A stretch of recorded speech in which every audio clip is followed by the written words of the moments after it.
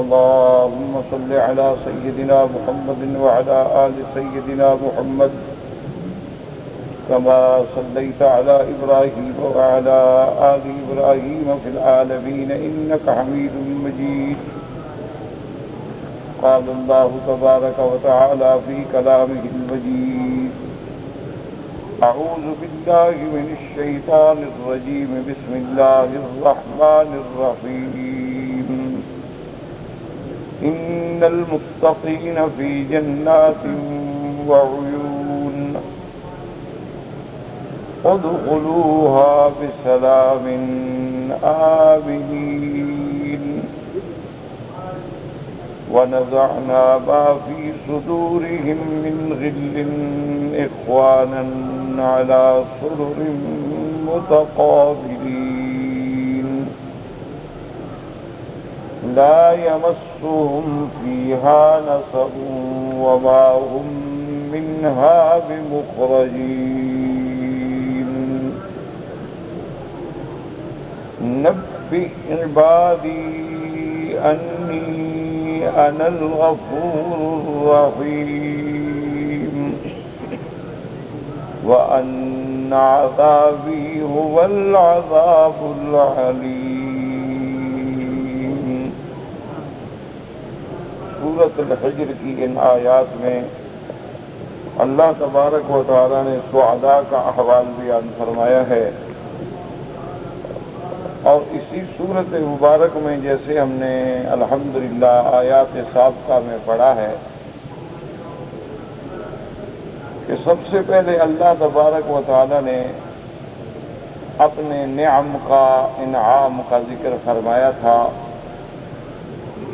اور اس کے بعد اللہ تبارک و تعالیٰ نے تخلیق انسان پہ بحث فرمائی کہ ہم نے انسان کو ایک بجتی ہوئی مٹی سے بنایا.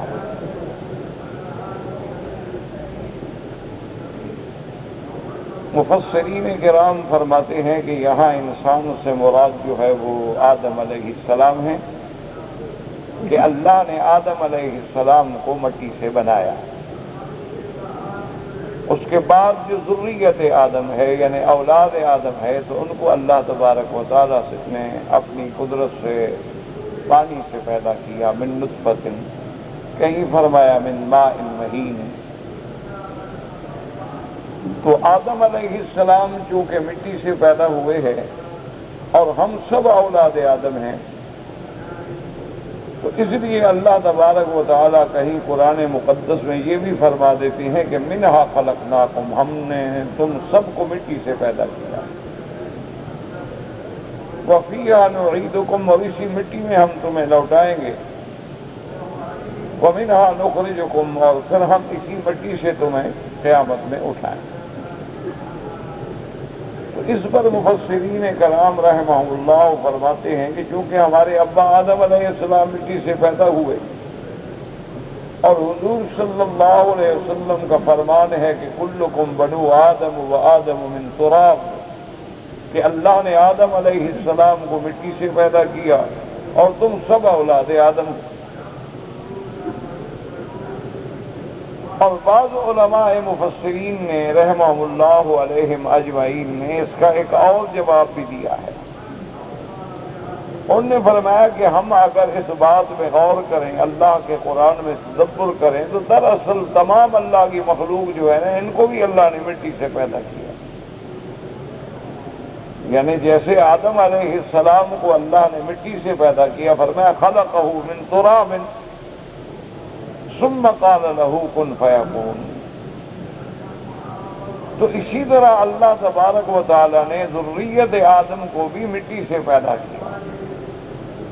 انہوں نے فرمایا کہ اصل وجہ یہ ہے کہ انسان کو اللہ نے، جیسے قرآن فرماتا ہے کہ فَلْيَنظُرِ الْإِنسَانُ مِمَّ خُلِقَ، کہ انسان تدبر کرو، غور کرو کہ کس چیز سے میں نے تمہیں پیدا کیا، کس چیز سے تم پیدا کیے گئے.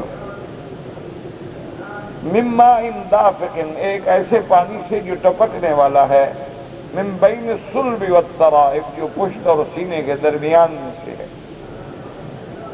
تو انہوں نے فرمایا کہ یہ جو لطفہ ہے، یہ جو مادہ منویہ ہے، یہ جو مادہ تولید ہے جس سے اللہ انسان کو پیدا کرتے ہیں، یہ کس سے پیدا ہوتا ہے؟ خون سے۔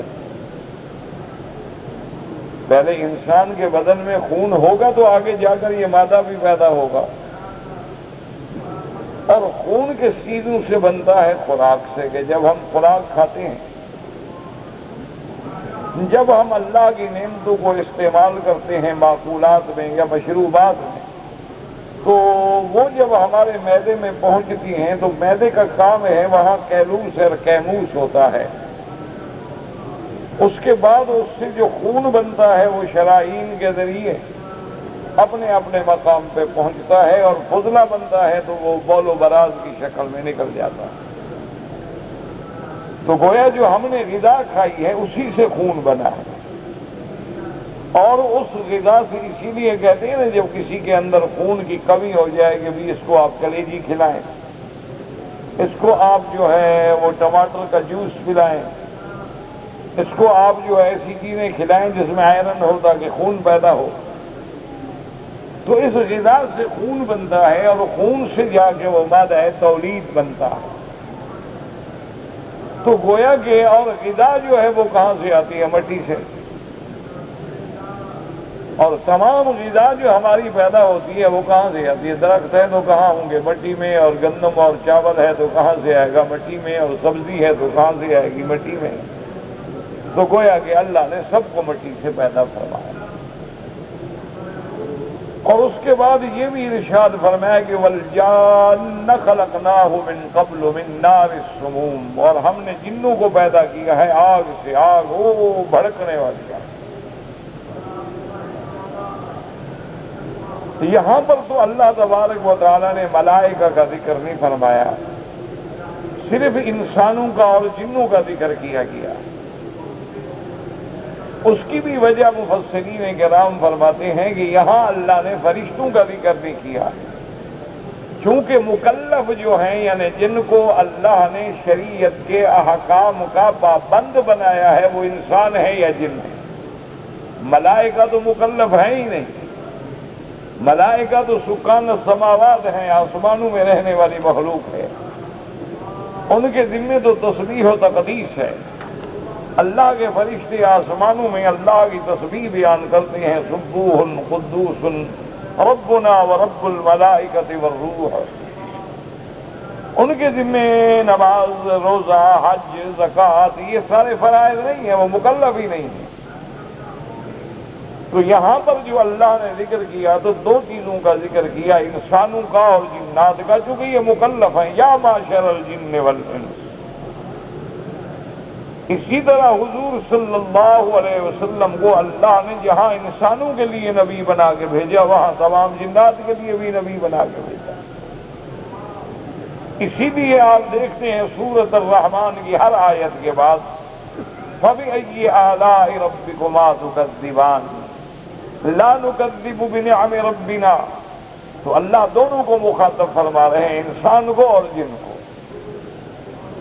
اسی طرح فرمایا سَنَفْرُغُ لَكُمْ أَيُّهَا الثَّقَلَانِ، تو ثقلان سے مراد بھی انس و جن ہے۔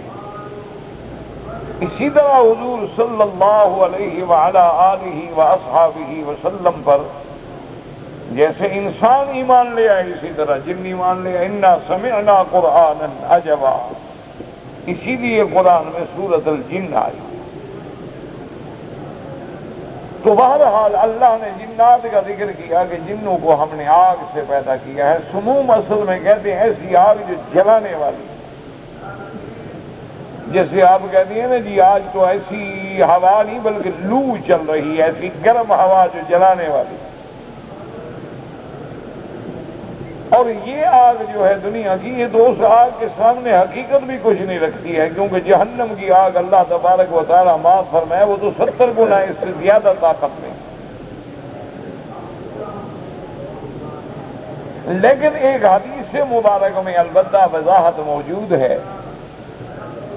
رحمت دو عالم سیدنا محمد الرسول اللہ صلی اللہ علیہ وسلم نے ارشاد فرمایا ہے کہ خلقت الملائکۃ من نور، اللہ نے ملائکہ کو نور سے پیدا کیا، جنات کو نار سے پیدا کیا اور آدم علیہ السلام کو اللہ نے خاک سے، تراب سے پیدا کیا۔ تو وہاں پر ایک وضاحت آ گئی کہ ملائکہ جو ہیں ان کو اللہ تبارک و تعالی نے نور سے پیدا فرمایا۔ اور اس میں یہ بات بھی سمجھ نہیں، اگر اللہ چاہے تو سب کو نور سے پیدا فرما دیں، اگر اللہ چاہے تو سب کو تراب سے پیدا فرما دیں، اگر اللہ چاہے تو سب کو نار سے پیدا فرما دیں، لیکن اللہ نے اپنے کمال قدرت کا اظہار فرمایا تاکہ کل دنیا میں منکرین کو یہ موقع نہ ملے کہ جی بس یہ مخلوق تو ایک ہی مادے سے پیدا ہوئی ہے نا، یہ مادہ نہ ہوتا تو مخلوق بھی نہ ہوتی۔ تو اللہ نے ملائکہ کو نور سے پیدا کیا، انسانوں کو تراب سے، تین سے پیدا کیا، اور اللہ تبارک و تعالی نے جنات کو نار سے پیدا کیا۔ اور پھر اس کے علاوہ بھی کمال قدرت ہے کہ اللہ نے بی بی حوا کو زندہ آدم سے پیدا کیا، یعنی وہاں حالانکہ آدم علیہ السلام تو مرد ہیں، اللہ تبارک و تعالی نے آدم علیہ السلام کی بائیں پسلی سے بی بی حوا کو پیدا فرمایا، اور اسی لیے انہیں حوا کہا جاتا ہے، زندہ انسان سے نکل۔ اور اللہ تبارک و تعالیٰ نے پھر حضرت عیسیٰ علیہ السلام کو صرف ماں سے پیدا کیا، یعنی یہاں آدم علیہ السلام ذکر تو ہیں، انثیٰ کوئی نہیں، اور وہاں بی بی مریم انثیٰ ہیں، ذکر کوئی نہیں، بغیر کسی مرد کے، بغیر کسی شادی کے اللہ نے حضرت عیسیٰ علیہ السلام کو پیدا کیا۔ تو مقصود بیان کرنے کا یہ تھا ان آیات میں کہ تم غور کرو کہ اللہ کی کتنی قدرت کامل ہے کہ یہ ساری مخلوق جو اس نے بنائی ہے۔ اور ساتھ ہمیں یہ بھی سبق ملا کہ آدم علیہ السلام کو اللہ نے پیدا تو مٹی سے کیا ہے، لیکن شان اتنی بلند دے دی کہ نوری جن سے ملائکہ جو ہیں وہ سب سجدہ کر رہے ہیں۔ تو کسی کے مٹی کے سے پیدا ہونے سے اس کی شان کم نہیں ہو جاتی۔ کسی کو اللہ نے اگر من صلصال من حمأ مسنون سے پیدا کیا ہے تو شان کم نہیں ہو جاتی، بلکہ اللہ کی شان ہے چونکہ نور جو ہے وہ روشن ہے، اور آگ جو ہے وہ اٹھنے والی ہے، اور مٹی جو ہے وہ بچھنے والی ہے، تو اللہ نے اس متواضع چیز کو اتنا اونچا کر دیا کہ ملائکہ بھی سجدہ کر دیا۔ اسی لیے اللہ تبارک و تعالی نے ارشاد فرمایا اور ملائکہ کو حکم دے دیا کہ جب میں آدم علیہ السلام کو پیدا کر لوں اور جب میں اپنے روح سے اس کے اندر روح پھونک دوں، فَقَعُوا لَهُ سَاجِدِينَ، تم سب جو ہے سجدے میں گر جاؤ۔ اللہ تبارک و تعالیٰ کے اس حکم کے مطابق جب آدم علیہ السلام کو اللہ نے پیدا فرما دیا تو یہ بھی بدلا دیا فَسَجَدَ الْمَلَائِكَةُ كُلُّهُمْ أَجْمَعُونَ۔ تو اسی سے آپ یہ بات سمجھ لیں کہ اللہ نے آدم کو کتنی بڑی شان بخشی۔ اور جو لوگ بیچارے بربنائے جہالت یا بربنائے محبت، کیونکہ آدمی کبھی محبت میں بھی تو غلطیاں کرتا ہے، دیکھا نہیں ہے کہ آدمی محبت میں آگے ماں باپ کو چھوڑ دیتا، آدمی کسی کی محبت کا شکار ہو کے اپنی عزت کو تباہ کر دیتا، اپنی دولت اور جوانی کو تباہ کر دیتا ہے، تو محبت میں بھی تو غلطیاں ہوتی ہیں۔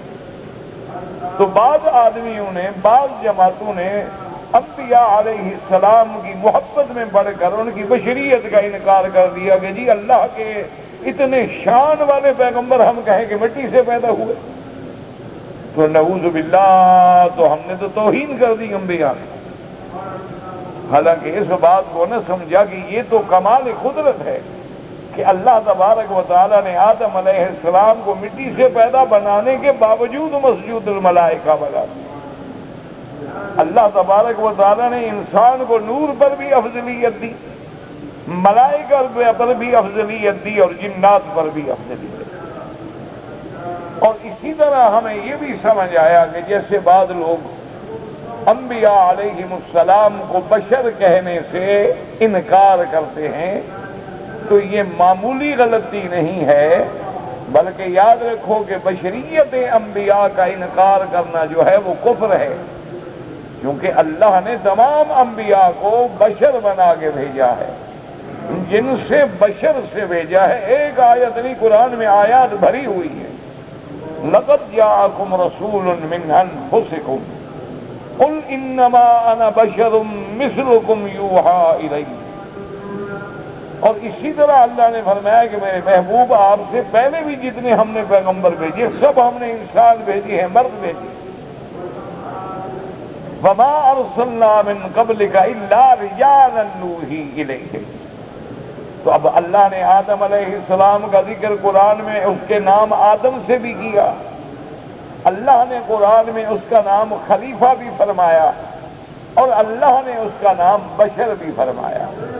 تو اگر یہ لفظ نعوذ باللہ توہین کا ہوتا تو اللہ اپنے پیغمبروں کی توہین کرتے ہیں، نعوذ باللہ ثم نعوذ باللہ.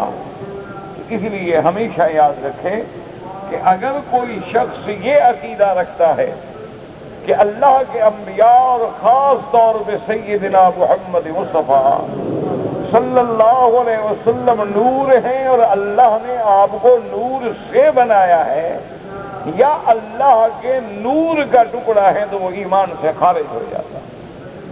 اور صرف ایمان سے خارج نہیں ہوتا بلکہ نعوذ باللہ وہ انبیاء کی شان کی توہین کرنے والا ہے.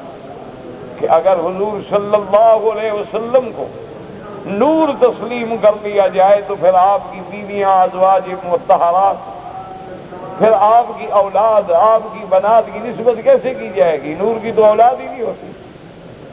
جتنے اللہ نے نوری فرشتے پیدا فرمائے ہیں، نہ ان کا باپ ہے، نہ ماں ہے، نہ بیٹا ہے، نہ بیٹی ہے. وہ تو اللہ تبارک و تعالیٰ نے شان کن فیکون سے پیدا فرمائے ہیں.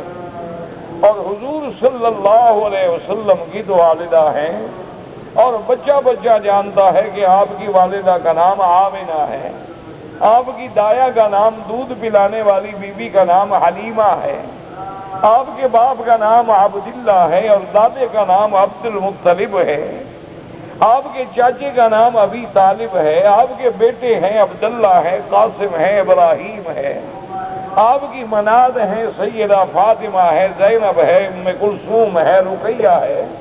آپ کی ازواج مطہرات ہیں سیدہ خدیجہ ہے، عائشہ، حفصہ، حبیبہ، ام سلمہ، میمونہ ہے، رضوان اللہ علیہم اجمعین. تو نعوذ باللہ اگر صرف ہم محبت میں آگے کہنے جی حضور تو اللہ کے نور کا ٹکڑا ہے تو یہ سارا دین ختم ہو گیا، یہ تو سارا وہ نظام جو ہے وہ سلسلہ ختم ہو گیا. اور افسوس اس بات کا ہے اور دکھ اس بات کا ہے. دعا کریں کہ اللہ ہمارے ان بھائیوں کو بھی حق بات سمجھنے کی ہدایت. چونکہ ہم جس دور میں گزر رہے ہیں یہ دور امت کو لڑانے کا دور نہیں ہے، لیکن سمجھانا تو ہماری ذمہ داری ہے کہ ہم حق بات سمجھائیں.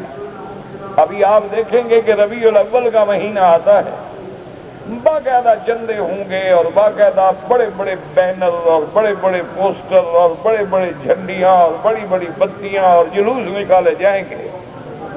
اور وہ جلوس کس بات کے ہوں گے؟ میلاد النبی صلی اللہ علیہ وسلم. ہر آدمی آپ کا جانتا ہے اور ہر ملک میں تقریباً ہوتے. تو میلاد کے جلوس کا معنی کیا ہوتا ہے؟ یعنی ربیع الاول میں حضور پیدا ہوئے تو اس مناسبت سے میلاد منایا جاتا ہے. تو ایک طرف تو میلاد منایا جائے اور دوسری طرف بشریت کا انکار کیا جائے، تو ان دو میں سچی بات کون سی ہے؟ یعنی آپ تھوڑا سا اپنے دماغوں پہ زور دیں کہ اگر آپ میلاد کے قائل ہیں تو پھر محمد ابن عبداللہ کے قائل بنے، پھر نور کے قائل تو نہ ہو.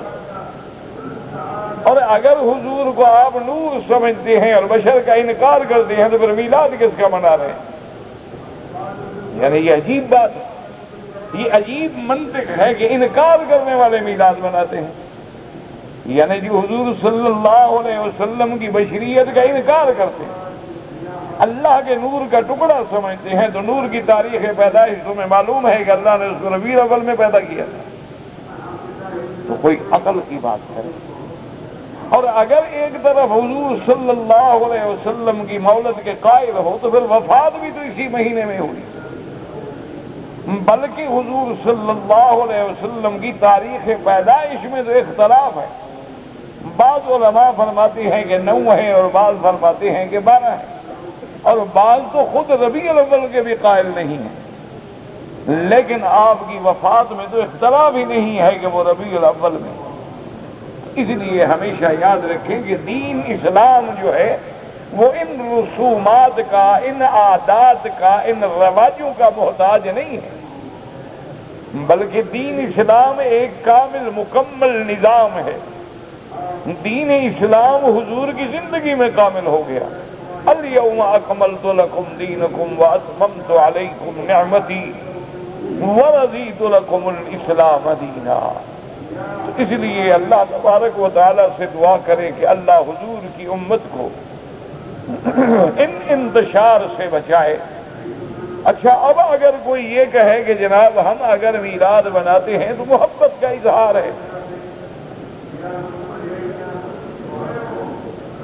ہم اپنی عقیدت کا اور اپنی محبت کا اظہار کرتے ہیں، تو میرے عزیز کیا صحابہ کو اس محبت کے اظہار کا مسئلہ سمجھ نہیں آیا؟ صدیق و عمر، عثمان و علی کو اس محبت کے اظہار کا مسئلہ سمجھ نہیں آیا؟ اور حضور کے زمانے بعثت سے لے کر 600 سال تک کسی نے نہیں منایا. یعنی دور صحابہ گزر گیا، دور تابعین گزر گیا، دور تبع تابعین گزر گیا، اور دور ائمہ گزر گیا. 600 سال گزر گئے، اس وقت تک کسی نے نہیں منایا. ان کو محبت نہیں تھی، ان کو حضور صلی اللہ علیہ وسلم کا اعزاز و اکرام و تعظیم مقصود نہیں تھی. 600 سال کے بعد سمجھ آیا اور اسی کو ہم نے ایک دین بنا لیا. اللہ تبارک و تعالی بہرحال آپ کو، مجھے اور ہر دوست کو دین کی سمجھ کی توفیق عطا فرمائے. اور یہ جو امت کو کبھی میلاد کے نام پہ، کبھی عرس کے نام پہ، اور کبھی قوالی کے نام پہ، کبھی 11ویں کے نام پہ، اسی طرح کبھی قبروں کی تعظیم کے نام پہ تفریق اور لڑایا جاتا ہے، دعا کریں کہ اللہ سب کو ہدایت دے اور حضور کی امت کو ایک کرے. اسی طرح بعض اوقات ہمارے بعض بھائی نوجوان جو ہیں، تھوڑے سے پڑھے لکھے حضرات، وہ بعض مسائل ایسے ہیں جو اولا افضل مستحب کے مسائل ہیں، ان میں لڑاتے ہیں. تو یہ جس دور سے ہم گزر رہے ہیں، یہ دور وحدت کا دور ہے، یہ دور اتحاد کا دور ہے، یہ دور عالم اسلام کو ملانے کا دور ہے.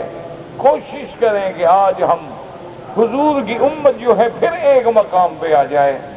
کیونکہ اگر ہم آج بھی متحد نہ ہوئے، اگر آج بھی مسلمان تفرقہ بندی سے باز نہ آئے، اگر آج بھی ہم اسی طرح آپس میں اختلاف کرتے رہے اور لڑتے رہے، اسی طرح ہم ایک دوسرے پر کفر کی بوچھاڑ کرتے رہے اور مشینیں چلاتے رہے، تو بالکل قرآن کا فیصلہ سچا ہے. اللہ نے حکم دیا تھا کہ ولا تنازعوا، ہرگز جھگڑو نہیں. اگر جھگڑو گے فتفشلوا، پھر تم ناکام ہو جاؤ گے. فتذهب ريحكم، تمہاری ہوا بھی اکھڑ جائے گی، دنیا دشمن کے سامنے تمہاری کوئی قیمت ہی نہیں رہے گی. اور آج آپ دیکھ لیں کہ مشرق سے مغرب تک، شمال سے جنوب تک مسلمانوں کا خون بہ رہا ہے. معصومین کو اللہ تبارک و تعالی رحمت کرے جلایا جا رہا ہے، مسلمانوں کی عزت و عصمتوں سے کھیلا جا رہا ہے. کافروں کا ایک کتا بھی مر جائے تو بدلہ لیا جاتا ہے، اور مسلمانوں کے لاکھوں بھی مر جائیں تو رونے والی آنکھ بھی نہیں ہے. اس سے بڑا المیہ کیا ہوگا، اس سے بڑا دکھ کیا ہوگا. اور اگر آج بھی ہم یہ سمجھتے ہیں کہ ان رسومات کے ذریعے، تو خدا کے لیے جو آپ مولد پہ خرچ کرتے ہیں وہ ان معصومین پہ خرچ کریں جن کے دوا کا پیسہ بھی نہیں ہے. ان عورتوں پہ خرچ کریں جن کو بدن چھپانے کے لیے کپڑا بھی نہیں ملتا ہے. ان غریبوں پہ خرچ کریں جو آج تمہاری طرف آنکھیں پھاڑ کے دیکھ رہے ہیں کہ کوئی مسلمان ہے جو ہماری مدد کرے، کوئی آدمی ہے جو ہم پہ رونے والا ہو. اور آج جو تم عرسوں پہ اور ان چیزوں پہ ضائع کرتے ہو، خدا کے لیے آپ بدعات کا شکار بھی نہ ہوں، اور اس قوت کو، چاہے وہ مالی قوت ہے، چاہے وہ بدنی قوت ہے، چاہے وہ فکری قوت ہے، اس کو ایک پلیٹ فارم پہ لا کے اسلام کی خدمت کریں. اگر اللہ نے آپ کو قلم دیا ہے، اگر اللہ نے آپ کو زبان دی ہے، اگر اللہ نے آپ کو قوت خطابت دی ہے، اگر آپ کو اللہ نے قوت علم دی ہے، تو اس کو حضور کی امت محمد مصطفیٰ کو جوڑنے میں خرچ کرو.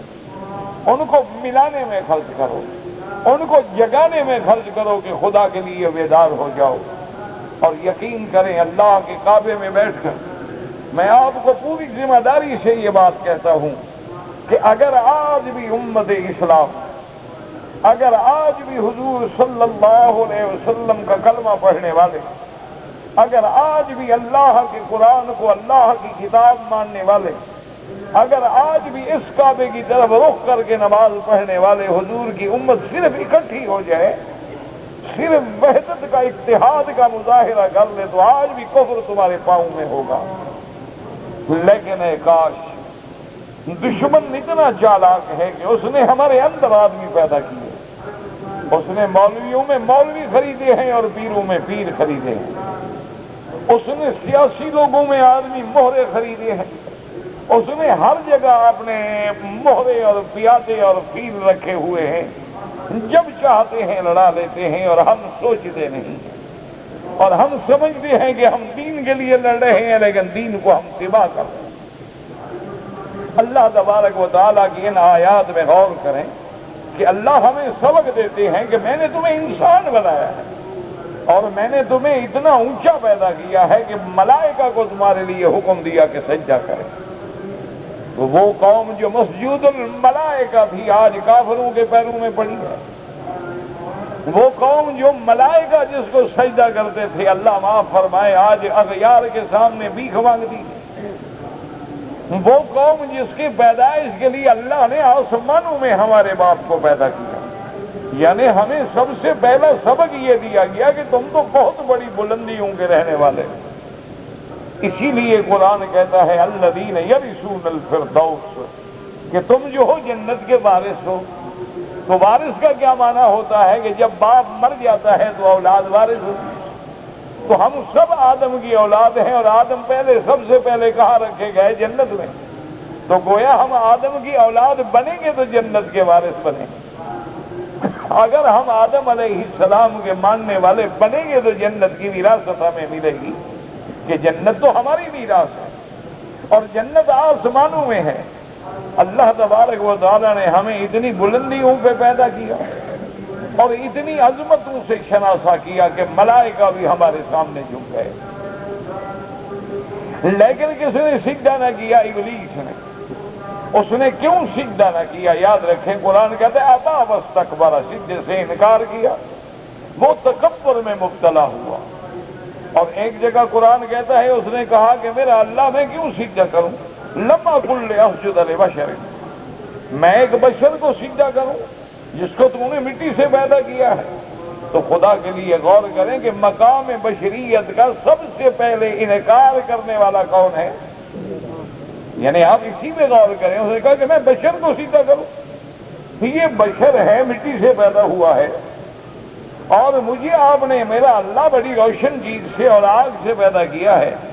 انا خیر منہ خلقتنی من نار وخلقتہ من طین، میں اس سے زیادہ بہتر ہوں، آپ نے اس کو مٹی سے پیدا کیا اور مجھے آگ سے پیدا کیا، اور آگ روشن کرنے والی ہے، اور آگ جو ہے وہ بلندی کی طرف جانے والی ہے، اور آگ سے تمام دنیا کی مشینری چلتی ہے، اور اسی آگ سے انسان زندہ ہے، جب تک گرمی ہے حرارت ہے تو زندہ ہے، اگر موت ہے تو ٹھنڈا ہو جائے گا، حرارت ختم ہو جائے گی۔ تو سب سے پہلے عزت بشر، مقام بشر، عظمت بشر کا انکار کرنے والا ابلیس۔ اسی لیے قرآن کہتا ہے کہ اس نے تکبر کیا اور انکار کیا، اور دوسری جگہ سے ہمیں ملتا ہے کہ اس نے حسد کیا۔ تو اس لیے علماء فرماتے ہیں کہ سب سے پہلا گناہ جو آسمانوں میں کیا گیا وہ حسد ہے، کہ ابلیس نے آدم علیہ السلام پہ حسد کیا کہ اس کو اللہ نے اونچا بنا دیا اور مجھے اللہ نے چھوٹا کر دیا، حالانکہ میں ملائکہ میں رہنے والا ہوں، میں نوری مخلوق میں رہنے والا ہوں، لیکن اللہ نے مجھے تو نیچے کر دیا ہے اور مٹی کے بنے ہوئے انسان کو اللہ نے اونچا کر دیا ہے، تو حسد میں مبتلا ہو گیا۔ اسی لیے علماء نے لکھا ہے کہ سب سے پہلا گناہ جو آسمانوں میں ہوا وہ حسد ہے، اور سب سے پہلا گناہ جو زمین میں ہوا وہ بھی حسد ہے۔ کہ آدم علیہ السلام کے دو بیٹے تھے، قابیل و حابیل، تو قابیل نے حابیل پہ حسد کیا، جس کی وجہ سے اپنے بھائی کو قتل کیا، اور سب سے پہلا قتل زمین پہ ہوا۔ تو یعنی آسمانوں پر بھی اگر گناہ ہوا تو حسد، اور زمین پہ بھی پہلا گناہ اور قتل ہوا تو بربنائے حسد۔ اس لیے حکم ہے کہ اللہ تبارک و تعالی ہر مسلمان کو حسد سے بچائے۔ اور یاد رکھیں کہ ایک لفظ ہے حسد اور ایک لفظ ہے غبطہ۔ حسد کا معنی کیا ہوتا ہے کہ کسی آدمی کا آپ نے دیکھا بڑا خوبصورت مکان ہے، تو اب آپ اندر سے جل گئے اور تمنا کی کہ یا اللہ یہ مکان اس کو نہ ملے مجھے مل جائے، یعنی اس سے تو نعمت چھین لے اور یہ مجھے مل جائے۔ یہ حسد ہے کہ دوسرے بھائی سے اس نعمت کو زوال ہو اور مجھے مل جائے، یہ ہے حسد۔ اور ایک ہوتا ہے غبطہ۔ غبطے کا معنی یہ ہوتا ہے کہ جب تم نے اپنے بھائی کا مکان دیکھا، اولاد دیکھی، علم دیکھا، تو کہا اللہ اس کو بھی مبارک فرما اور اپنے خزانے سے ہمیں بھی عطا فرما، وہ تیرے خزانے میں کمی تو نہیں ہے، جیسے تو نے میرے بھائی کو رزق دیا، تنخواہ دی، دولت دی، عزت دیا، مجھے بھی عطا فرما دے، تیرے آگے کیا کمی ہے؟ تو یہ غبطہ ہے۔ تو حسد جو ہے وہ حرام ہے اور غبطہ جو ہے وہ حرام نہیں ہے۔ تو ابلیس اس حسد میں مبتلا ہوا اور اللہ کے حکم پہ آدم علیہ السلام کو سجدہ نہ کیا۔ اسی پہ آپ یہ بھی غور کریں کہ اگر ایک ملائکہ میں رہنے والا حکم کا انکار کرے وہ ابلیس بن جائے، اور جو سارا دن اللہ کے احکام کا انکار کریں ان کا کیا حال ہوگا؟ اور اسی طرح یہ بھی غور کریں کہ اس نے انکار کیا آدم کے سجدے سے، تو جو آدم کو سجدہ نہ کرے اللہ کے حکم پہ وہ تو ملعون ہو جائے، اور جو اللہ کے حکم پہ خود اللہ کو سجدہ نہ کرے اور نمازیں نہ پڑھے وہ کیا ہو جائے گا؟ ذرا اسی پہ اندازہ کر لیں اور غور کر لیں کہ اس کو حکم ملا ہے کہ آدم کو سجدہ کرو، ہمیں حکم ملا ہے کہ میرا سجدہ کرو۔ وہ آدم کو سجدہ نہ کرے تو قیامت تک لعنتی کہلائے، اور ہم 5 وقت میں خدا کا سجدہ نہ کریں، اپنے اوقات کو فلموں میں اور تاش میں اور دوستوں سے ہنسنے میں اور کھیلنے میں گزار دیں، تو پھر ہمارا کون سا مقام ہوگا؟ اور دوسری بات یہ بھی یاد رکھیں کہ کوئی عالم، کوئی مولوی یا کوئی پیر یا کوئی بزرگ یا عبادت کرنے والے کو دل میں کبھی تکبر نہ کرنا، یہ نہ سمجھنا کہ میں عالم ہوں، میں روزانہ لاکھوں بندوں کو تقریر کرتا ہوں، یہ نہ سمجھنا کہ میری راتیں تہجد میں گزرتی ہیں، میرے دن جو ہیں وہ روزے میں ہوتے ہیں اور 24 گھنٹے میں اللہ کے گھر میں رہتا ہوں اور یہ تو گنہگار ہے۔ کبھی یہ تکبر نہ کرنا کہ ملائکہ میں رہنے والا بھی ابلیس بن جاتا ہے، فرشتوں کے ساتھ رہنے والا بھی ابلیس بن جاتا ہے، تم تو صرف زمین کے عابدوں کے ساتھ رہتے ہو۔ تو ان آیات مبارکہ کے بعد اللہ تبارک و تعالی نے یہ بھی حکم فرما دیا کہ ابلیس کو اللہ نے حکم دیا کہ تم نکل جاؤ۔ قال فاخرج منها فإنك رجيم وإن عليك اللعنة إلى يوم الدين۔ اس لیے علماء نے فرمایا دعا کیا کرو کہ اللہ خاتمہ اچھا کر دے۔ دیکھو نا آج ایک آدمی ہے، عابد ہے، زاہد ہے، صالح ہے، لیکن بہت اللہ معاف کرے خراب ہو گئی، اللہ معاف کرے آخر میں قادیانی بن گیا، اللہ معاف کرے آخر میں آگے بدعتی بن گیا، اللہ معاف کرے آخر میں آگے صراط مستقیم سے بھٹک گیا۔ اصل مدار جو ہے وہ خاتمے پر ہے کہ اللہ تبارک و تعالی ہمیں خاتمہ ایمان پہ کر دے کہ دیکھو ملائکہ میں رہنے والا ہے لیکن ابلیس بن گیا، مرجوم بن گیا، مطرود بن گیا، اور اللہ نے فرمایا کہ وہ لعنت تجھ پہ ایسے لازم میں نے کر دی ہے جہاں رہو گے لعنت اور قیامت تک کے لیے لعنت۔ اب اس کے بعد قرآن پہ غور کریں کہ جب ملعون تو ہو گیا لیکن اس نے دعا قال رب انظرنی الى یوم یبعثون، کہنے لگا میرے رب میں ملعون ہو گیا، مطرود ہو گیا، اور میری دعا ہے، درخواست ہے کہ مجھے مہلت دو اس دن تک جس دن آپ نے قبروں سے بندوں کو اٹھانا ہے، یوم البعث تک مجھے مہلت دے دی۔ تو اب ذرا آپ اللہ کے کعبے میں ہیں، الحمدللہ آپ کو اللہ نے اپنا گھر نصیب کیا، اور دعا کریں کہ اللہ اس گھر کے برکات و ثمرات بھی ہمیں نصیب فرمائے۔ آپ ذرا ٹھنڈے دل سے غور کریں کہ ابلیس نے جب دعا مانگی تو کس سے مانگی؟ ہاں جی، ٹھنڈے دل سے، یعنی ابلیس دعا مانگ رہا ہے کس سے؟ اللہ سے۔ اچھا، آدم علیہ السلام نے جب دعا مانگی تو کس سے مانگی؟ ہاں جی، اللہ سے۔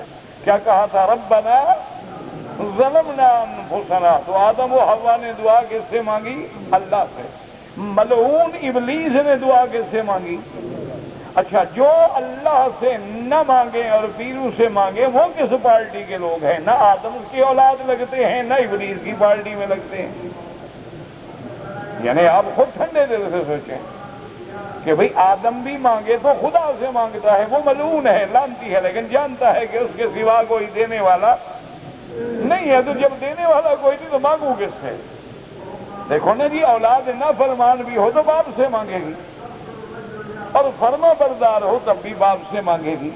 یعنی دنیاوی طور پہ، حقیقی طور پہ سب کو دینے والا کون ہے؟ بکری کو پیدا کرنے والا بھی اللہ ہے، اور خنزیر کے پیدا کرنے والا، اسی طرح انبیاء کو پیدا کرنے والا بھی خدا ہے، اور ابلیس کو پیدا کرنے والا بھی تو خدا ہے۔ خدا تو سب کا ہے۔ اس لیے قرآن کہتا ہے کہ اس نے دعا مانگی کہ رب انظرنی الی یوم یبعثون، اور اسی سے اندازہ کرو کہ ابلیس جو ہے نا ذہین کتنا تھا، دماغ کتنا اچھا تھا بدبخت کا، یعنی تھا ایول قسم کا، لیکن دیکھو کیسی سوچ سوچی کہ اللہ اس دن تک مہلت دے دے جس دن تم لوگوں کو قبروں سے اٹھاؤ گے، تو جب قبروں سے اٹھائیں گے اس کے بعد تو موت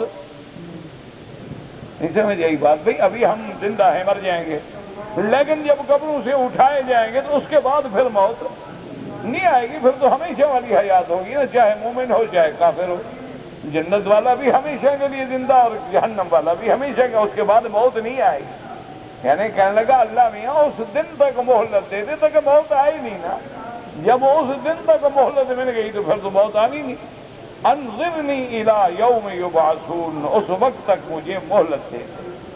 قال رب انظرنی الی یوم یبعثون، قال فإنك من المنظرين إلى يوم الوقت المعلوم۔ واہ میرا مولا، علماء نے کہا ذرا اسی سے سبق سنو۔ اللہ نے کہا ملعون یہ تیری دعا بھی منظور ہے۔ علماء نے کہا اسی سے سبق سنو، جب وہ ابلیس کی بھی سن لیتا ہے تو ہماری کیوں نہیں سنے؟ معلوم ہوتا ہے کہ ہمیں مانگنا نہیں آیا، معلوم ہوتا ہے کہ ہمارے مانگنے میں کوئی کمی رہ گئی ہے، معلوم ہوتا ہے کہ ہمارے دعاؤں میں کوئی اخلاص پیدا نہیں ہوا، معلوم ہوتا ہے کہ ہم نے اپنے دل و دماغ کو حاضر کر کے نہیں مانگا، معلوم ہوتا ہے کہ ہم نے صدق مقال اور لسان عقل حلال سے ماورا ہو کے مانگا ہے۔ ابلیس کو اللہ نے کہا جاؤ تمہیں ہم نے مہلت دی، لیکن ایک وقت معلوم تک جو میرے علم میں ہے اس وقت تک نہیں۔ تو کیا مانا؟ جب دنیا فنا ہوگی بدبخت تو بھی فنا ہو جائے گا۔ یوم یبعثون تک نہیں ملے گی، لیکن الی یوم الوقت المعلوم۔ اچھا، اسی میں یہ بھی ہمیں سبق ملا، اگر اللہ چاہتے تو اس کو اسی وقت مار دیتے، اگر اللہ تبارک و تعالیٰ چاہتے تو ابلیس کو ختم کر دیتے، لیکن پھر دنیا یہ دارالامتحان کیسے بنتی؟ یہ دنیا دارالامتحان تو تب بنے گی نا جناب کہ ایک آدمی ہے، وہ رات کو انتظار میں بیٹھا ہوا ہے کہ 2 بجے 3 بجے رات کو جو ہے وہ گندی فلمیں چلیں گی، بلیو پرنٹ تو میں دیکھوں گا، اور دوسرا آدمی اس لیے بیٹھا ہوا ہے کہ یار 3:30 بجے تہجد کی اذان ہوگی، میں وضو کر کے نماز پڑھوں گا۔ امتحان تو اسی کا نام ہے نا۔ تو اگر یہ ابلیس نہ ہوتا، اگر یہ فلم بین پارٹی نہ ہوتی تو تہجد والوں کی کیا قدر ہوتی؟ تہجد والوں کی قدر تو تب ہوگی نا کہ ادھر فلم والا ہے ادھر تہجد والا ہے۔ ادھر صدیق ہے اور ادھر ابو جہل ہے۔ اگر ابو جہل کی جہالت نہ ہوتی تو صدیق کی صداقت کا کیا مقام ہوتا؟ اگر امیہ کا ظلم نہ ہوتا تو بلال کے صبر کا کیا مقام ہوتا؟ اگر صحابہ پر کفار کے مظالم نہ توڑے جاتے تو پھر ہجرت کا ثواب کیا ہوتا؟ پھر مقام ہجرت کی منزلیں کیوں طے کی جاتی؟ تو اس لیے یہ اللہ کی حکمت ہے کہ یہ دنیا دار الامن ہے، یہ دنیا دار العمل ہے، اور آخرت جو ہے وہ دار الجزا ہے۔ یہاں آدمی آزمائے جاتے ہیں، تو اب جب اس کو مہلت مل گئی تو دیکھو ابلیس نے بھی جھوٹ نہیں بولا۔ اب اندازہ کرو کہ جو جھوٹ بولتے ہیں وہ ابلیس سے بھی بدتر ہے، کیوں ابلیس بالکل کھلی بات خدا کے سامنے کہتا ہے، قال رب بما اغويتني لأزينن لهم في الأرض ولأغوينهم أجمعين إلا عبادك منهم المخلصين۔ سیدھی بات کی کہ میرا مولا تو نے مجھے تو اب ملعون بنا دیا ہے، یا اللہ مجھے بھی قسم ہے اس بات کی کہ جس نے آپ نے مجھے گمراہ کر دیا ہے، لیکن میں بھی تیرے بندوں کو ایسی بہاریں دکھاؤں گا کہ سب کو گمراہ کر دوں گا، میں بھی ان کو ایسے لذات و شہوات میں ڈالوں گا، میں بھی اس کو ایسی بہاریں دکھاؤں گا، کبھی شراب کی، کبھی شباب کی، کبھی کباب کی، کبھی جوئے کی، کبھی قمار کی، کبھی لاٹری کی، کبھی جناب دوڑ کی، کبھی انعام کے نام پہ ایسے چکر دوں گا لأغوینہم اجمعین، میں ان کو بھی گمراہ کر کے دوں، کیونکہ جس آدم کی وجہ سے میں مارا گیا تو میں آدم کے بیٹوں کو نہیں چھوڑوں گا، میں ان سے بھی انتقام لوں گا۔ اسی لیے علماء فرماتے ہیں کہ تو اگر خدا کا بندہ نہیں بنتا تو کم از کم غیرت والا بندہ تو بن، وہ تیرے باپ کا دشمن ہے اور تو اس کا ساتھی بنا ہوا ہے، وہ تیری پوری کی پوری جنس کو گمراہ کرنے والا ہے اور تو ابلیس کا سب سے بڑا دوست بنا ہوا ہے۔ بلکہ اب تو ہمارے لوگ اتنی ترقی کر گئے ہیں، وہ ہمارے ایک مولوی صاحب تھے، وہ کہنے لگے جی ہمارے ملک میں تو ابلیس بیچارہ پیچھے رہ گیا، وہ خود صبح ڈیوٹی دے کے پوچھتا ہے کہ جناب آج میرے لیے کیا حکم ہے۔ انہوں نے کہا آپ کے ملک میں شاید ابلیس گمراہ کرتا ہو، لیکن ہمارے لوگ اتنے آگے ہیں وہ ابلیس کو بھی گمراہ کرتے ہیں، وہ ابلیس کے بھی باپ بن گئے ہیں، وہ ان سے آگے معلومات حاصل کرتے ہیں، اس کے دماغ میں بھی وہ بات نہیں آتی۔ اس نے قوم کو شرک پہ لگایا، لیکن ہماری قوم نے شرک کے ایسے ایسے طریقے ایجاد کیے ہیں کہ ابلیس کان پکڑ کے کھڑا ہو جائے۔ کہیں ہم کہتے ہیں حضرت علی کا قدم ہے، ایمان سے کہو اتنے عرصے میں مکے مدینے میں ہو، یہاں حضرت علی کا قدم ملا تمہیں؟ یعنی یہ قدم اٹھا کر بھی وہاں آپ کے ملک میں لے گئے۔ کبھی کہتے ہیں کہ جناب یہ جبہ مبارک جو ہے سرکار دو عالم کا ہے، بھائی مکے مدینے میں حضور کا نہ جبہ مبارک، نہ قمیص مبارک، نہ عمامہ مبارک، نہ عصام مبارک، یہ ساری چیزیں تم لے گئے۔ یعنی کیسے کیسے انداز میں انسانوں کو ڈالا گیا ہے۔ اب کوئی انکار کرے کہیں گے دیکھو گستاخ ہے، حضور کے جبہ مبارک کو نہیں مانتا۔ وہ اللہ کے بندے پہلے جبہ مبارک ثابت ہو تو مانے نا، بات انکار نہیں ہے، بات تو یہ ہے کہ ہم اس کو ثابت تو کریں نا دلائل سے کہ کیسے پہنچا، کیسے وہاں گیا، اس کی سند کیا ہے، کون لے گیا، اس نے کس کو دیا، آگے کس کو دیا، آگے کس کو دیا، اور ان تمام سند کا واسطہ جو ہے وہ صحیح ہے کہ نہیں ہے۔ ہم تو ایک حدیث مبارک پڑھتے ہیں تو اس کی بھی سند دیکھتے ہیں کہ بھی اس حدیث کو کس نے روایت کیا ہے، اور اس نے پھر کس سے روایت کی ہے، اس نے کس سے روایت کی ہے، حتیٰ کہ وہ سلسلہ جائے گا صحابہ تک، اور صحابہ روایت کریں گے قال قال رسول اللہ صلی اللہ علیہ وعلی آلہ واصحابہ وسلم تسلیما کثیرا۔ تو اس لیے اس نے کہا کہ میرا اللہ ہاں میں گمراہ کروں گا الا عبادک منہم المخلصین، لیکن جو تیرے بندے ہیں، جو تیرے چنے ہوئے بندے ہیں، جو تیرے پسندیدہ بندے ہیں، ان پہ میرا زور جو ہے نہیں چلے گا، وہ بچ جائیں گے۔ اللہ نے فرمایا ملعون قال هذا صراط علی مستقیم ان عبادی لیس لک علیہم سلطان الا من اتبعک من الغاوین۔ اللہ نے فرمایا بدبخت جو میرے بندے ہیں ان پہ تیرا کوئی زور نہیں چلے گا، وہ گمراہ ہوں گے جو تیری پیروی کرنے والے ہیں۔ وَإِنَّ جَهَنَّمَ لَمَوْعِدُهُمْ أَجْمَعِينَ، اور جو تیرے پیچھے چلنے والے ہیں ان سب کا ٹھکانہ بھی پھر جہنم ہے۔ لَهَا سَبْعَةُ أَبْوَابٍ لِكُلِّ بَابٍ مِّنْهُمْ جُزْءٌ مَّقْسُومٌ، اور اس جہنم کے 7 دروازے ہیں۔ بعض علماء نے فرمایا 7 طبقات ہیں، یعنی 7 منزلیں ہیں، اور بعض نے فرمایا کہ 7 دروازے ہیں، اور ہر دروازے سے ایک خاص قسم ہے کافروں کی اور گمراہوں کی جو داخل کی جائے گی۔ اور اس کے ساتھ دیکھیں جناب کہ میرے اللہ نے بھی فیصلہ سنا دیا، اور ایک صحیح حدیث مبارک میں ایک بڑی خوشخبری والی بات ہے، دعا کریں کہ اللہ ہمیں بھی اپنی رحمت میں شامل کر لیں۔ ایک صحیح حدیث مبارک میں آتا ہے کہ جب ابلیس نے کہا نا میرے مولا مجھے تیری عزت و جلال کی قسم ہے کہ میں تیرے بندوں کو گمراہ کروں گا، تو اللہ نے فرمایا وعزتی، مجھے بھی اپنے جلال کی قسم ہے کہ میرے بندے جب معافی مانگیں گے تو میں بھی بخش دوں گا۔ یہ کتنی بڑی بات ہے، بس دعا کرو کہ ہم معافی مانگنے والے بنیں۔ یہ معافی نہیں ہوتی کہ یا اللہ میری ہر چھوٹے بڑے گناہ سے توبہ ہے، اور سگریٹ کی ڈبی جیب میں پڑی ہے توبہ بھی کر رہا ہے، یعنی باقاعدہ ملتزم پہ کھڑے ہوتے ہیں، یا اللہ میری توبہ اور ارادہ ابھی نکل کے شیو کراؤں گا، یا اللہ میری ہر گناہ سے توبہ ہے کہ سیدھا سالون پہ جانا ہے، یا اللہ میری ہر گناہ سے توبہ ہے، اور ساتھ پوچھے بھائی وہ فلم کس دکان پہ مل رہی ہے؟ یہ کون سی توبہ ہے؟ یہ تو اللہ سے استہزاء ہے، یہ تو اللہ کے غضب کو دعوت دینے والی بات ہے۔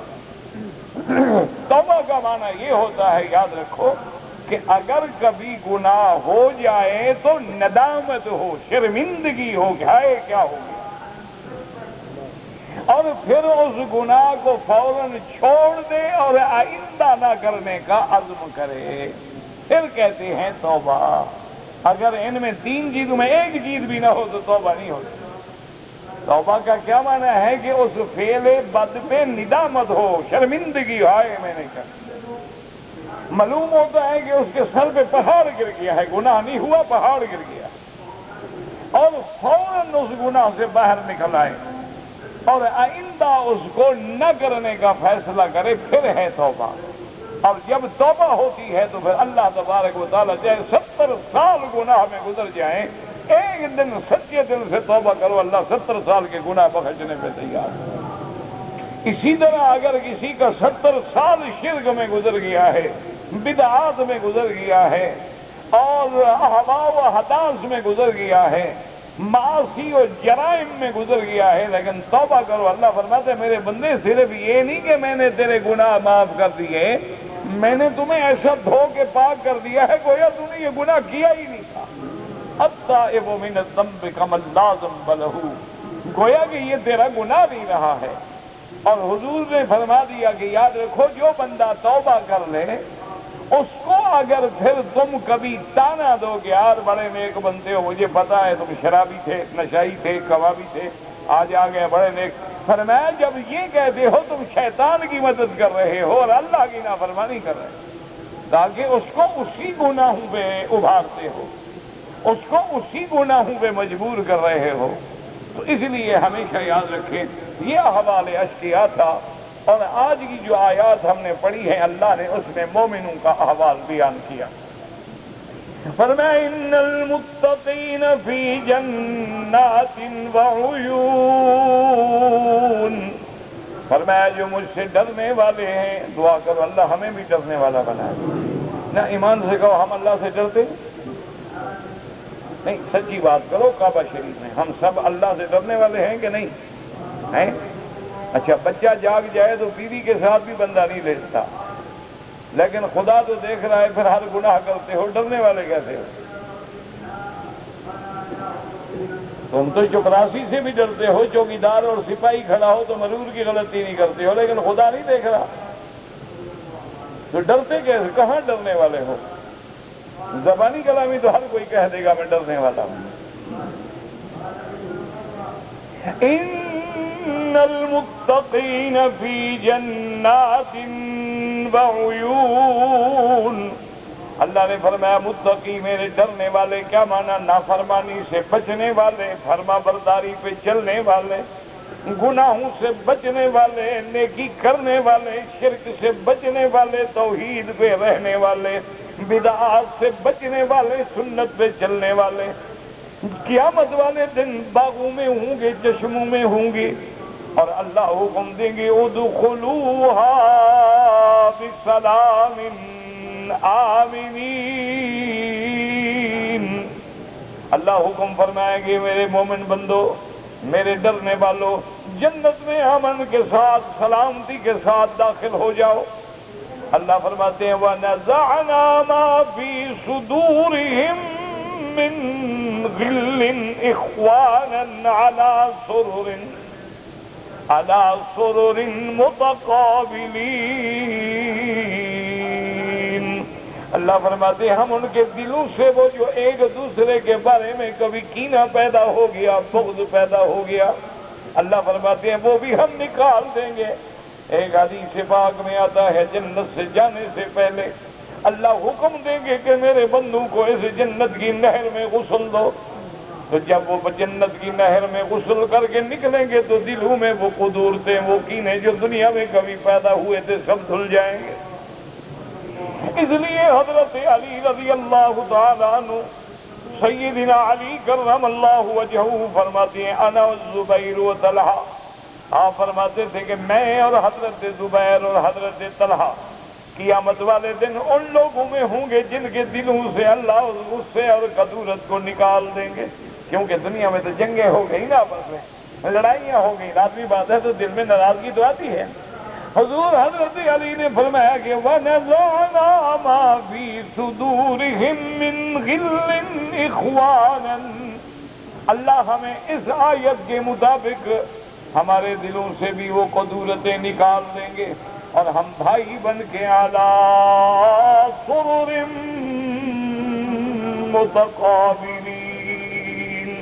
اللہ نے فرمایا وہ جنت میں بیٹھے ہوں گے بڑے بڑی کرسیوں پہ، بڑے بڑے پلنگوں پہ بیٹھے ہوں گے آمنے سامنے، کیونکہ بغض نہیں ہے، ایک دوسرے کا چہرہ دیکھ کے ٹھنڈے ہو رہے ہیں. لا یمسہم فیہا نصب. اور وہ جنت ایسی چیز ہے کہ اس میں کوئی تکلیف بھی نہیں ہوگی. اگر دل میں کدورت ہو تو تکلیف ہوتی ہے، اللہ وہ بھی نکال دیں گے. دیکھو نا کسی سے آدمی کو دل میں بغض ہے، عناد ہے، کینہ ہے، تکلیف ہوتی ہے، لیکن اللہ وہ بھی نکال دیں گے. وَمَا هُمْ مِنْهَا بِمُخْرَجِينَ. اللہ نے فرمایا کہ دنیا کی بڑی بڑی نعمتیں ہیں. آدمی کو نوکری مل جاتی ہے، وظیفہ مل جاتا ہے، وزارت مل جاتی ہے، عہدہ مل جاتا ہے، لیکن ڈر تو رہتا ہے کہ کبھی نکال دیا جاؤں گا، کبھی یہ نوکری کا وقت ختم ہو جائے گا، پنشن ہو جائے گی، یہ محل واپس لیں گے، سرکاری بلڈنگ گے. اللہ نے فرمایا نہ میں جن کو جنت دوں گا پھر ان کو نہیں نکالا جائے گا. وَمَا هُمْ مِنْهَا بِمُخْرَجِينَ.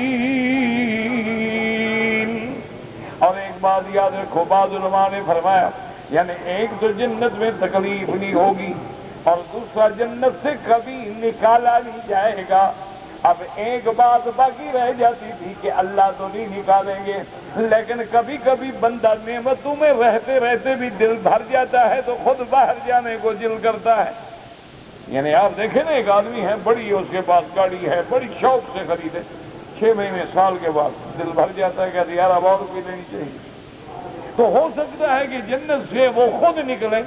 اللہ نے فرمایا لا یبغون عنہا حولا. نہ تو ہم نکالیں گے نہ وہ جنت سے خود کبھی نکلیں گے. کہ ایسی نعمتیں ہوں گی کہ وہ کبھی نکلنے کا تصور بھی نہیں کر سکتے. اور آخر میں اللہ نے فرمایا میرے نبی صلی اللہ علیہ وسلم نبی عبادی انی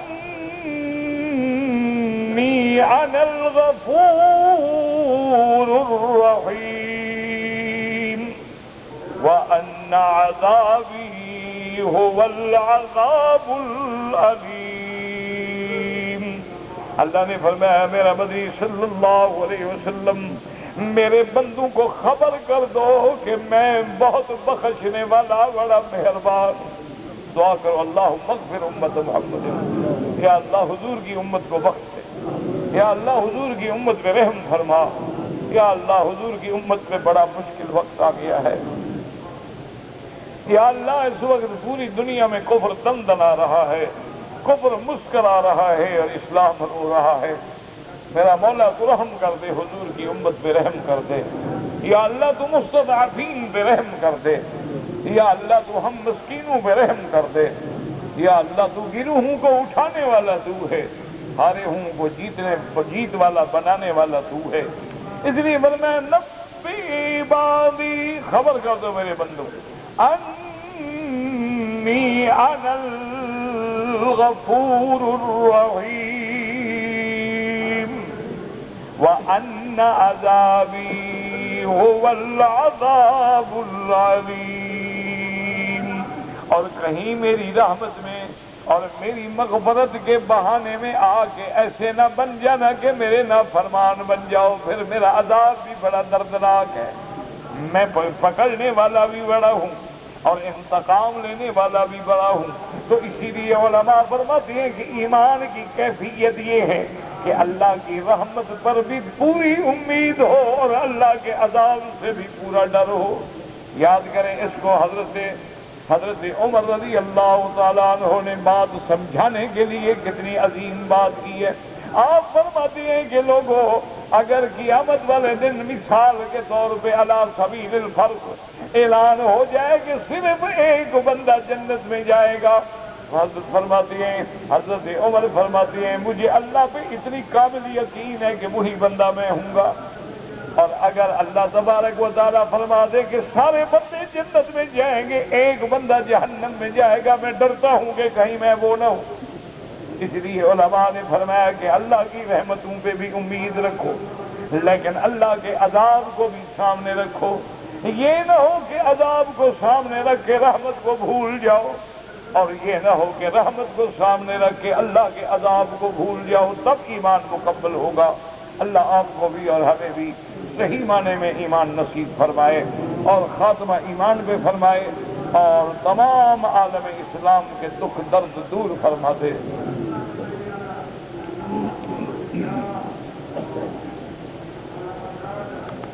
کہتے ہیں جی کہ جو عورتیں ہمارے ملکوں میں مزاروں پہ جاتی ہیں بالکل ناجائز ہے. حضور صلی اللہ علیہ وسلم نے منع فرمایا ہے کہ کوئی عورت جو ہے وہ قبروں پہ نہ جائے، مزارات پہ نہ جائے، بلکہ اپنے والدین کی قبروں پہ بھی نہ جائے، اپنے عزیز و اقارب کی قبروں پہ بھی نہ جائے. حضور صلی اللہ علیہ وسلم نے منع فرمایا ہے. اور بلکہ ایک حدیث مبارک میں تو اتنا سخت لفظ ہے، حضور نے فرمایا لعنت ہے ان عورتوں پہ جو جا کے مزار تمہیں زیارتیں کرتی ہیں. تو اس لیے بہرحال عورتوں کا قبروں پہ جانا، اور جیسے کہ ہمارے حال ہیں ملک میں رواج ہے، اللہ معاف کرے، عورتیں باقاعدہ مزارات پہ آتی ہیں، طواف کرتی ہیں، سجدے کرتی ہیں، مزارات سے مزار والوں سے مانگتی ہیں، وہاں دیے جلاتی ہیں، وہاں اپنے دوپٹوں سے جھاڑو دیتی ہیں، وہاں بال بچھا کے پڑی ہوتی ہیں اور قبروں پہ چکر لگاتی ہیں. یہ تو ایسے کام ہیں جو میرے خیال میں دنیا کے کسی مشرک کو بھی نہیں آتے ہوں گے.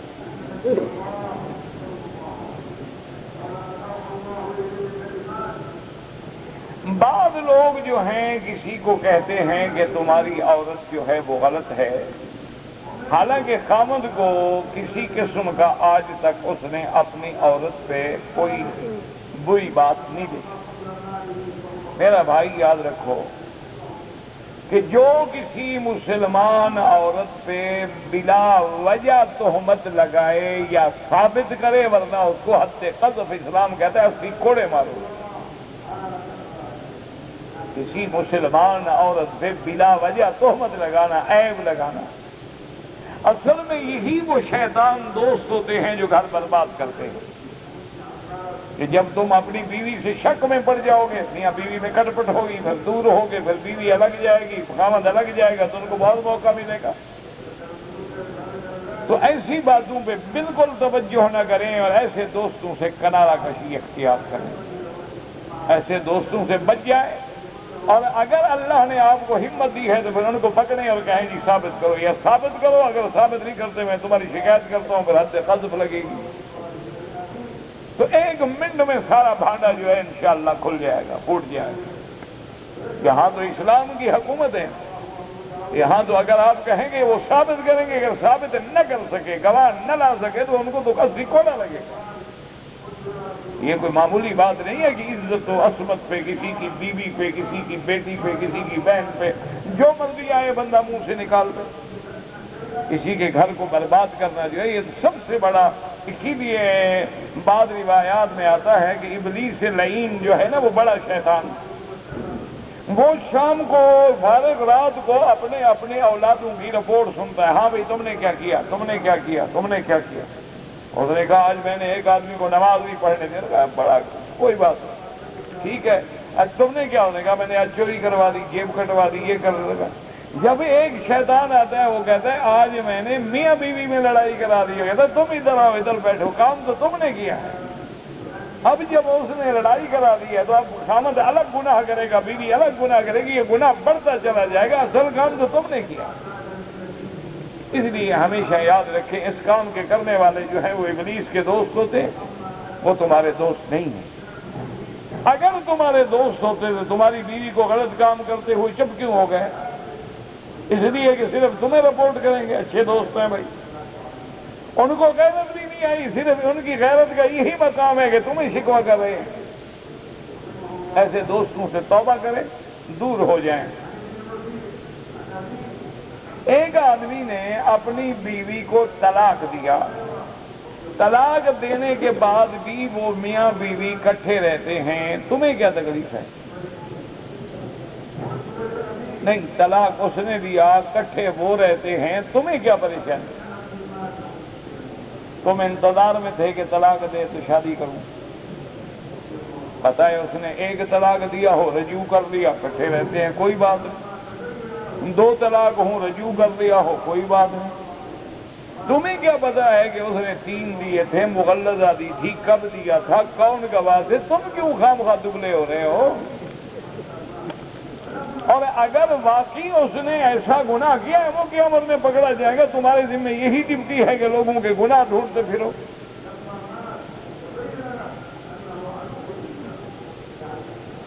کہتے جی کہ آپ اردو میں تفسیر لکھیں تو بڑا احسان ہوگا۔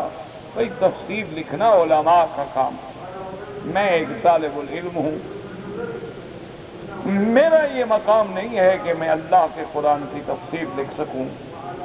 تفسیر لکھنا کوئی معمولی سی بات نہیں ہوتی، تفسیر لکھنا جو ہے بہت بڑا اعزاز ہے، اور اس کے لیے بہت بڑے علم کی ضرورت ہے، اور اس آدمی کا تفسیر کے جتنے معاون علوم ہیں ان پر بھی اس کا حاوی ہونا ضروری ہے۔